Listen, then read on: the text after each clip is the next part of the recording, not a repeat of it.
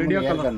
ಹಾಂ, ಇದು radio colour ಅಂತೇಳಿ ಎಲ್ಲಿ ಎಲಿಫೆಂಟ್ ಕಾನ್ಫ್ಲಿಕ್ಟ್ ಇರುತ್ತಲ್ಲ ಅಂತ ಕಡೆ ಯಾವ ತೊಂದರೆ ಕೊಡ್ತಿದ್ರೆ ಆನೆಗೆ ಇದನ್ನು ಅಳವಡಿಸ್ತೀವಿ, ಕುತ್ತಿಗೆ ಕಟ್ತೀವಿ. ಇದರಲ್ಲಿ GPS ಇನ್ಬಿಲ್ಟ್ ಇರುತ್ತೆ, ಅದು ಲೊಕೇಶನನ್ನು ಶೇರ್ ಮಾಡ್ತಿರುತ್ತೆ.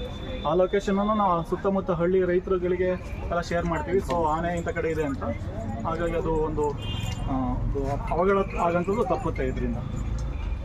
ಇದು ಕ್ಯಾಮ್ರಾ ಟ್ರ್ಯಾಪ್, ಹುಲಿಗಣತಿ ಇದೆಲ್ಲ ಮಾಡೋದಕ್ಕೆ ಇದನ್ನು ಬಳಸ್ತೀವಿ. ಇದು ಮೋಷನ್ ಬೇಸ್ ಮೇಲೆ ವರ್ಕ್ ಆಗುತ್ತೆ. ಯಾವುದಾದ್ರು ಒಂದು ಆಬ್ಜೆಕ್ಟ್ ಮೂವ್ ಆದಾಗ ಇದು ಫೋಟೋ ತಗೊಳ್ತದೆ, ಸೇವ್ ಆಗುತ್ತೆ. ಇವಾಗ ಸಿಮ್ ಕಾರ್ಡ್ ಹಾಕಿ ಆಗಲೇ ಕೂಡಲೇ ಫೋಟೋ ತಗೊಂಡು ನಮಗೆ ಶೇರ್ ಕೂಡ ಆಗುತ್ತೆ. ಇದನ್ನ ಗಣತಿಗಳಲ್ಲಿ ವ್ಯೂ ಮಾಡ್ಬೋದು. ಆನ್ಲೈನಲ್ಲಿ ವ್ಯೂ ಮಾಡ್ಬೋದು ಅಂತ. ಹೌದೌದು, ಅಂದರೆ ಮೆಸೇಜ್ ಬರ್ತದೆ, ಮೆಸೇಜ್ ಟೈಪಲ್ಲಿ ಲಿಂಕ್ ಕಳಿಸುತ್ತೆ. ಇದರಲ್ಲಿಲ್ಲ, ಅಡ್ವಾನ್ಸ್ಡು ಇದರಲ್ಲಿ ಇದ್ದಾವೆ. ಈಗ ಇದರಲ್ಲಿ ಮೆಮೊರಿ ಕಾರ್ಡ್ ಇರುತ್ತೆ, ಸೇವ್ ಆಗುತ್ತೆ ಅಷ್ಟೇ. ಇದು ಏರ್ ಬ್ಲವರು, ತರಗೆಲೆ ಗುಡ್ಸಂಥದ್ದು. ಇದು ಚಿರತೆ ಹುಲಿ ಎಲ್ಲನೂ ಸೆರೆ ಹಿಡಿಬೇಕಾದ್ರೆ ಟ್ರ್ಯಾಂಕ್ವಲೈಸ್ ಮಾಡುತ್ತೆ, ಮತ್ತೆ ಬರೋ ಇಂಜೆಕ್ಷನ್ ಹೊಡೆಯೋಂಥ ಗನ್ ಇದು.